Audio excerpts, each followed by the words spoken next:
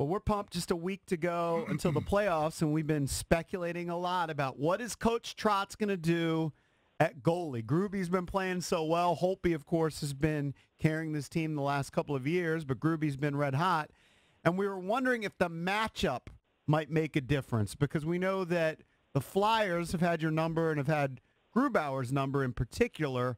Will the matchup affect your decision?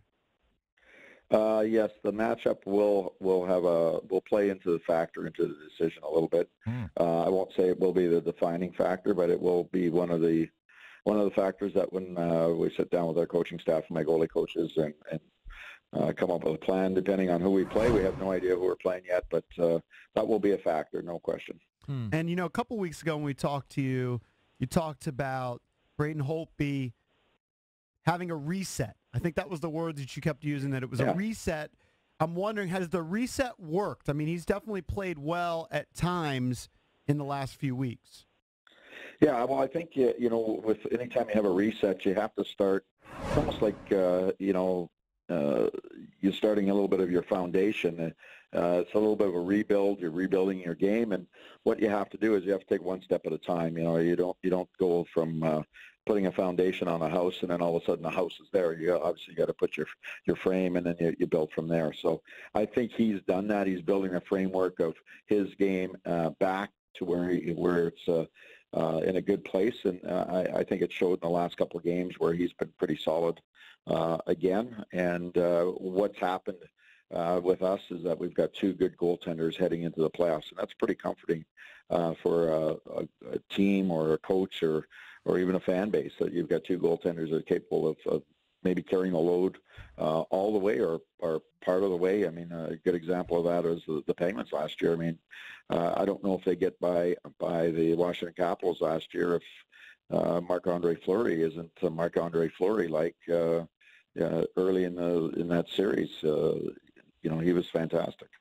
We're probably overanalyzing this, and I certainly don't question your knowledge and sort of understanding of this and who to go with. But I am curious that you would really factor in as kind of a significant factor the opponent, because it's such a small sample size, right? I mean, maybe 2 or 3 games that Grubauer's played poorly, but when he's played so well, I mean, we were having guys quoting yesterday since I think November 1st, he might be like the highest ranked goalie in the league, something like that, which is pretty significant sample size. I'm surprised that matchup would fact. Well, it will be, in some cases it might be a good example. If you were playing the Boston Bruins, I don't think Braden Holtby has lost in forever against them. Who do you think you match up better against, Philly or New Jersey? You know what? Really, they're both playing well. This is the crazy thing. We don't know who we're going to play. All right. Every team that we are going to play are going to be pretty well 100-point teams.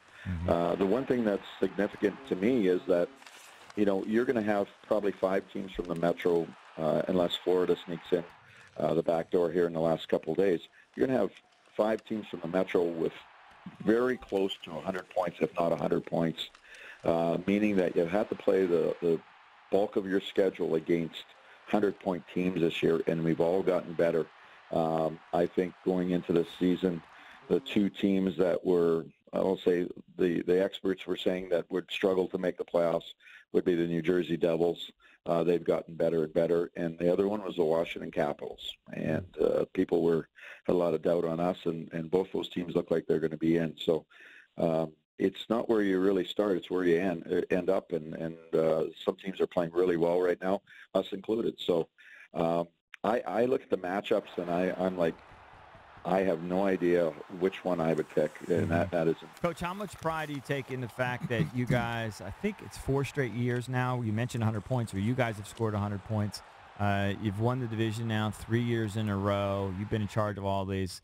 You take a lot of pride in that, or are you like the fans are in a lot of ways, where the fans just want to see now production in the playoff? Well, you know what? I take pride in it because for people that aren't in this business, they really have no idea how hard it is to make the Stanley Cup playoffs. Anybody who makes the playoffs, my hat goes off to all 16 teams, because it is really hard to make the playoffs in the National Hockey League these days. And there's going to be good teams that haven't made the playoffs, this year, and there's not much separation between them and the number one or two seeds in the league. So I've said that it is.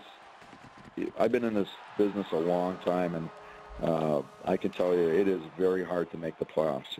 And anybody who thinks, oh, you just made the playoffs, and that is you should be. Don't take that lightly.